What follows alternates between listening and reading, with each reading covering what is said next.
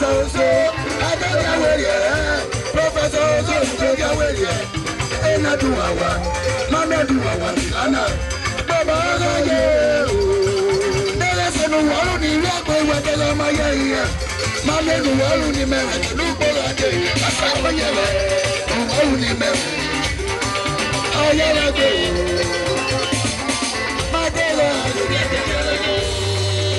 keep it going.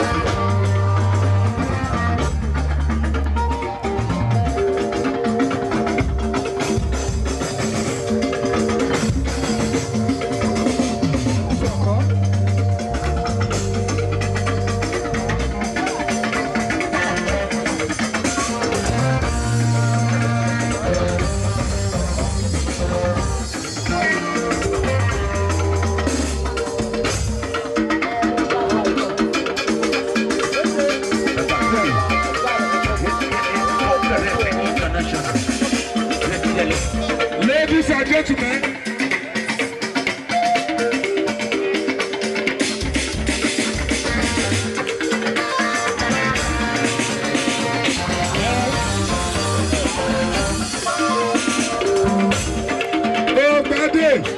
Obade friends and well wishers. Obade friends and well wishers. Obade friends and well wishers.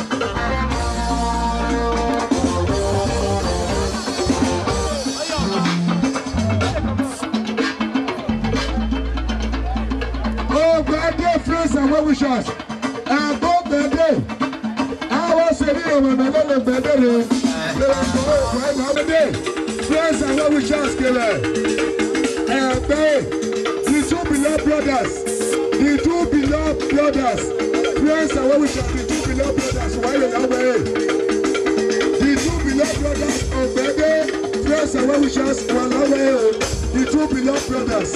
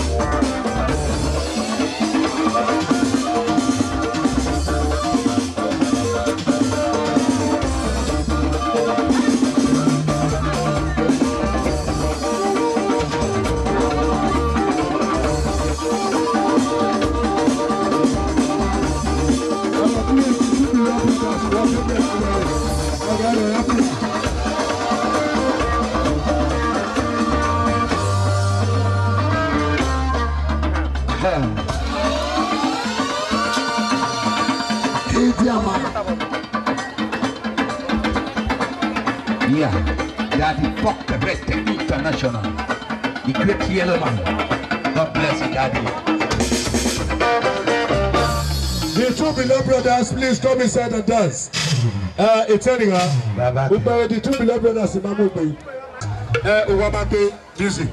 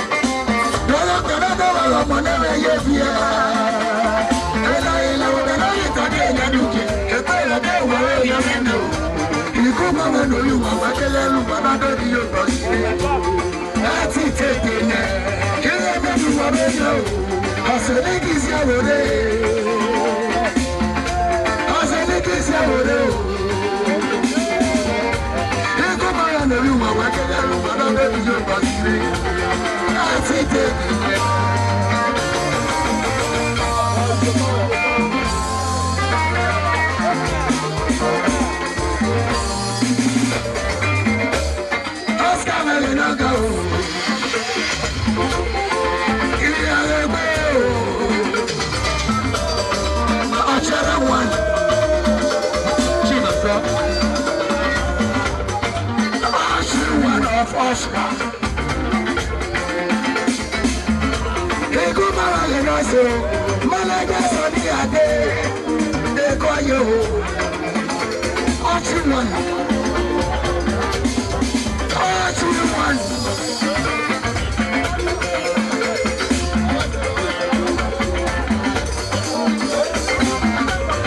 Ade Ochi, ade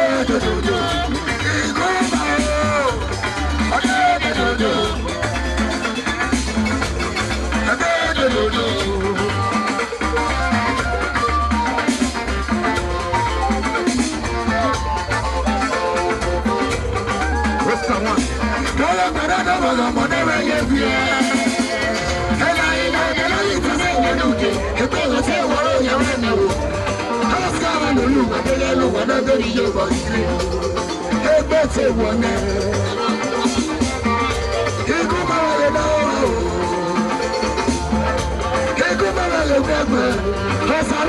ade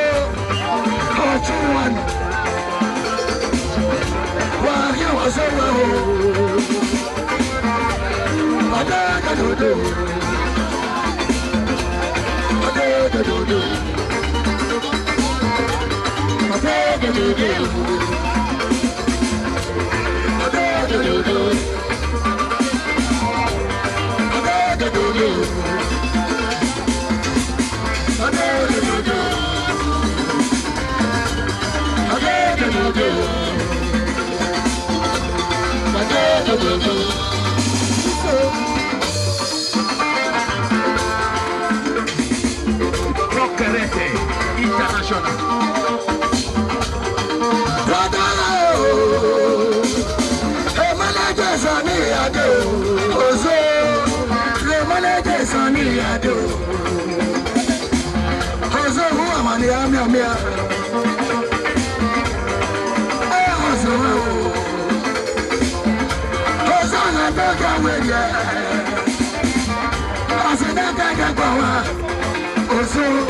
The managers on the day. He go back to the dog. I got a damn let's go. I got a damn let's go. He go back to the dog. What I got to do? What I got to do? What I got to do?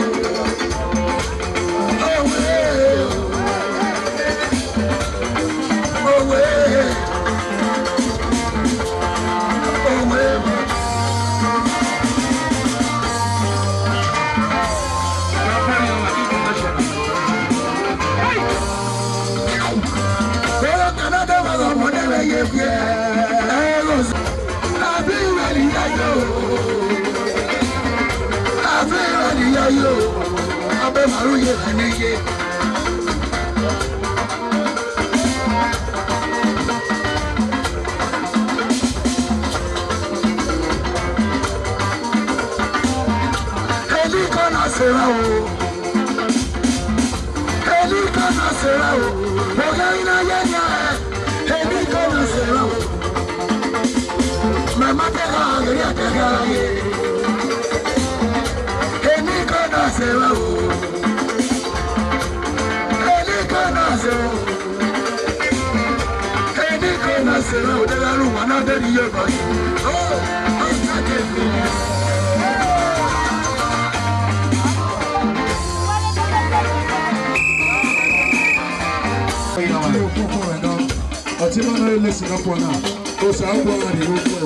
Chocolate International. Baba.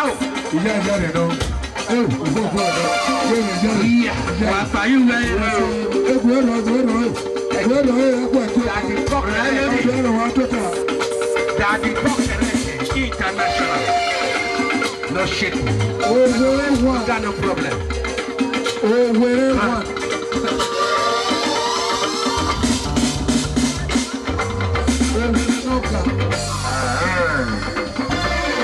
Nobody on International.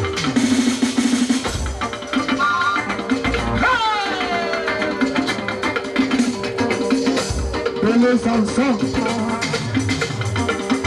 Bello Samsung. We have to do something of that explosive. Samosito.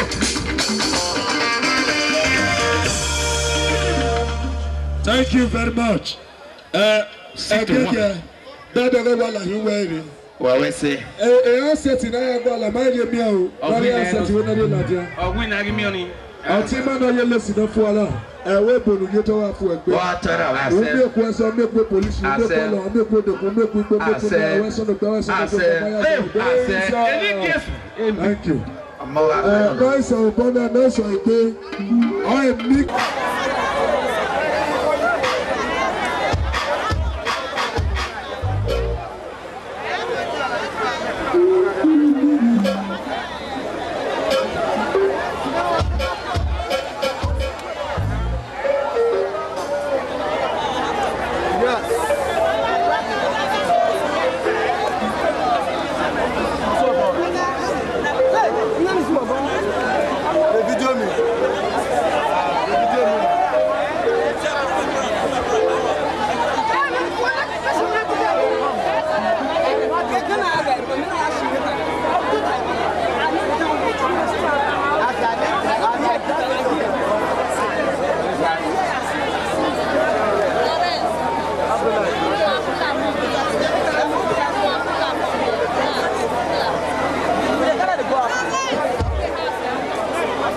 ladies,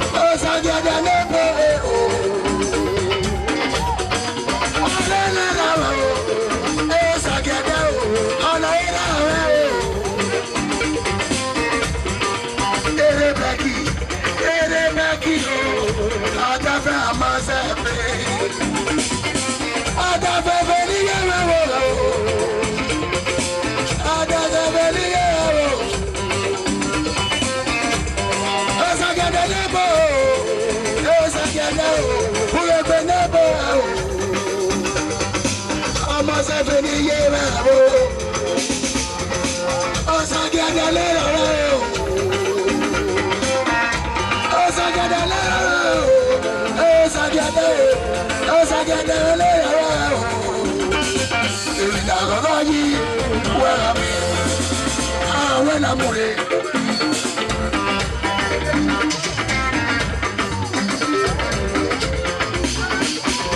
Hey, Sunday, my girl. Sunday, and I say, Sunday. I said, let that go. Hey, Becky. Oh, my man, knows all we see. Cause I got a love.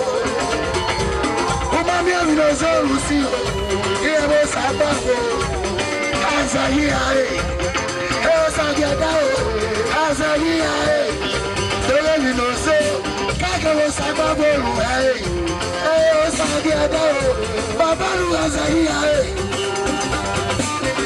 as I get a letter, as I get a letter.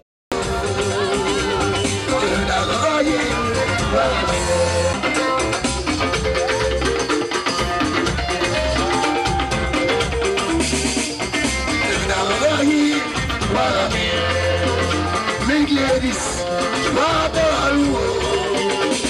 In the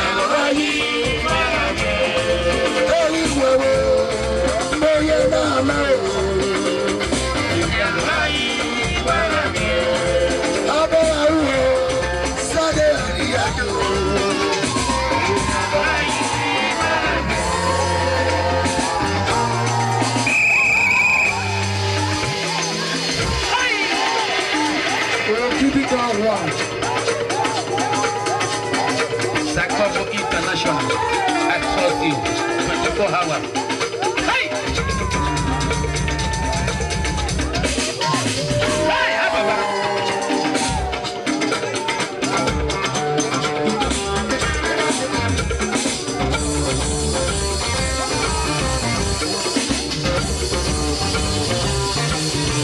thank you, clap the club. Thank you. Let me go. Thank you. Give me the club. Royal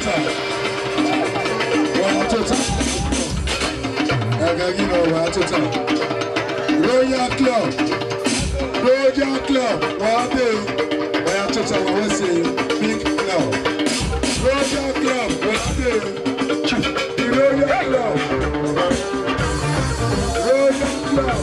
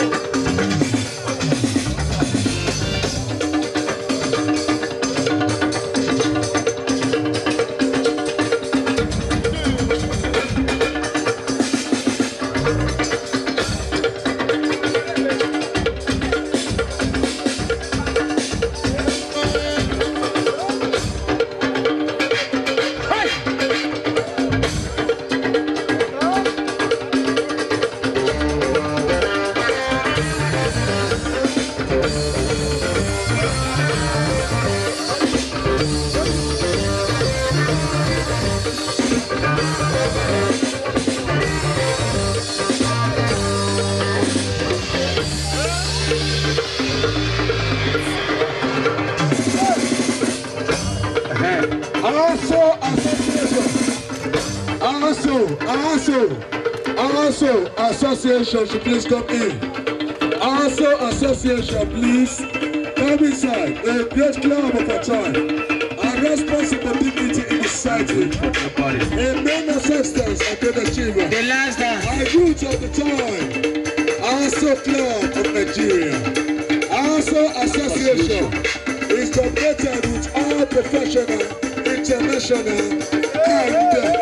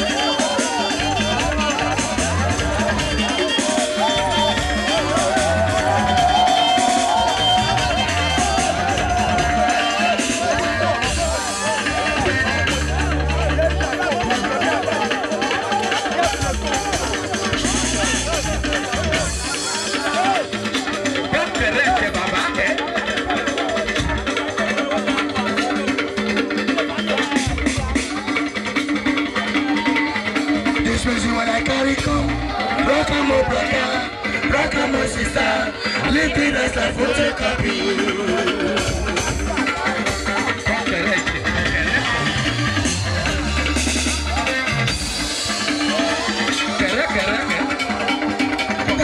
Dance. Shake your body.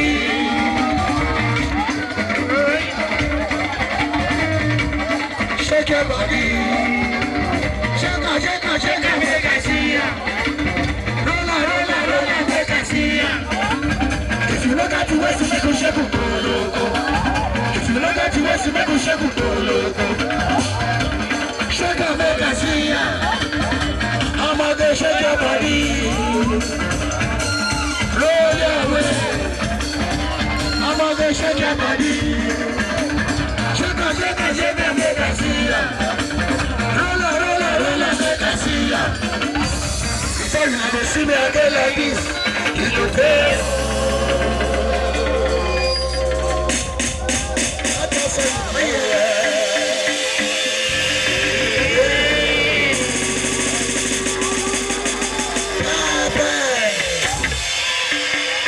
Thank you. Daddy, Until we come your way again. Bye-bye to you all. On the travel. Thank you.